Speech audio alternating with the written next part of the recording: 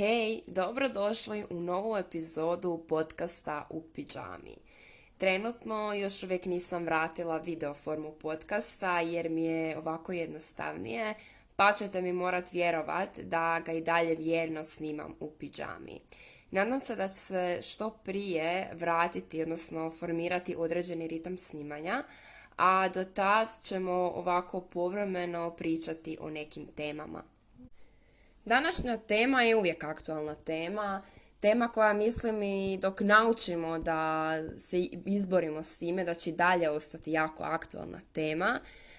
O toj temi sam učila u zadnje vrijeme i odlučila sam neka svoja saznanja i iskustva podijeliti s vama. A današnja tema je mišljenje drugih ljudi.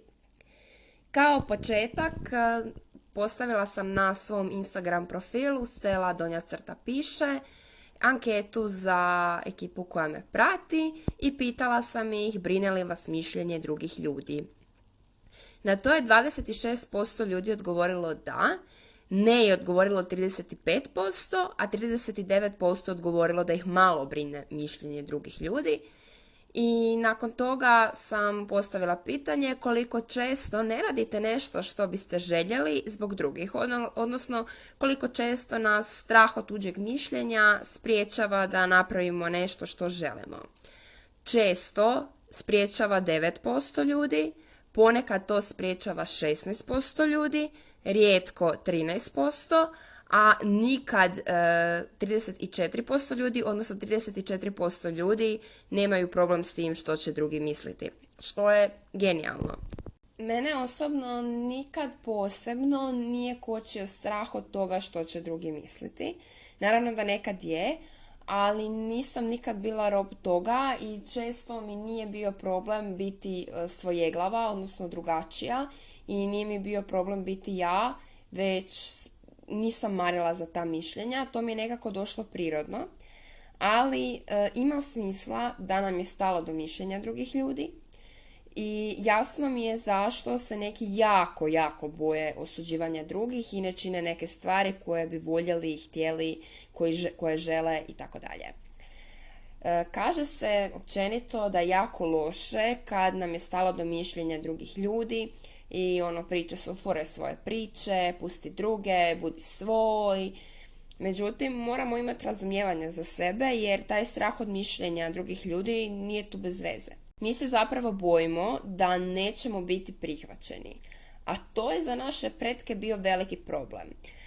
Mi smo socijalna bića i naši preci su zavisili jedni od drugih, zavisili su jako od zajednice.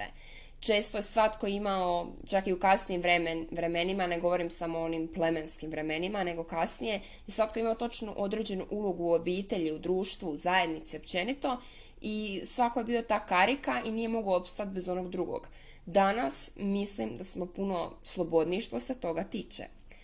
Ali upravo zbog toga što su naši predci morali opstati zajedno jedni s drugima, nama je danas ponekad jako stalo do zajednice, ali ipak čak i kad ne znamo definirati tko je sve u toj zajednici. Kao što sam rekla, danas puno toga možemo sami i stvarno nam ne treba biti stalo do svačijeg mišljenja. Kako to postići? Pitala sam vas u anketi i dobila sam nekoliko odgovora koji su glasili, odnosno pitanje je bilo za one koji su prethodno brinuli o tuđim mišljenjima, a sad više ne brinu o tuđim mišljenjima, kako su to postigli, i oba odgovora su se zapravo temeljila na iskustvu. Informacija o tome da ćemo vremenom, iskustvom, životom negdje pokupiti neke informacije koje će nas dovesti do toga da nam nije stalo do mišljenja drugih ljudi, onima koji se trenutno bore s problemom mišljenja drugih ljudi, trenutno ne može pomoći.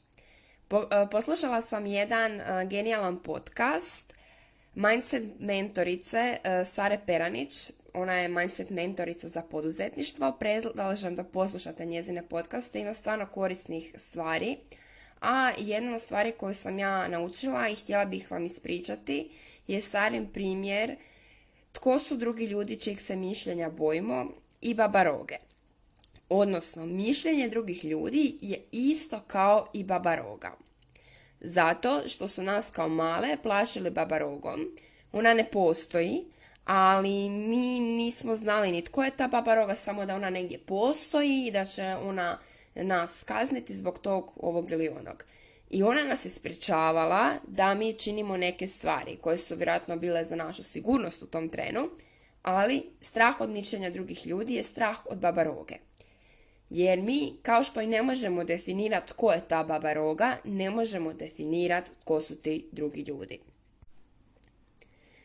Odnosno, ako ne možemo imenom i prezimenom reći čijeg se mišljenja bojimo u vezi nekog našeg koraka, tada ti ljudi ne postoje, oni su izmišljeni i stvarno i ti sama znaš da kad neki tamo čovjek učini nešto, da ti i nemaš neko mišljenje, da te stvarno nije briga i isto je stvar od drugih prema tebi.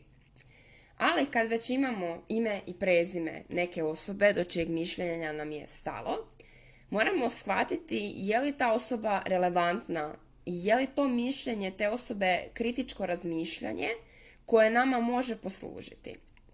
Odnosno, nije važno što misli doktor, moj liječnik, o mojoj frizuri, zato što on nije za to stručan. Ali važno mi je što misli moja frizerka o mom stanju kose i o mojoj frizuri. Ali opet nije mi važno što moja frizerka misli o mom zdravlju, već mi je važno što misli moj liječnik o mom zdravlju. Jer su to ljudi koji su stručni u tim područjima i njih mogu pitati za mišljenje koje je poduprto s nekim iskustvom i strukom.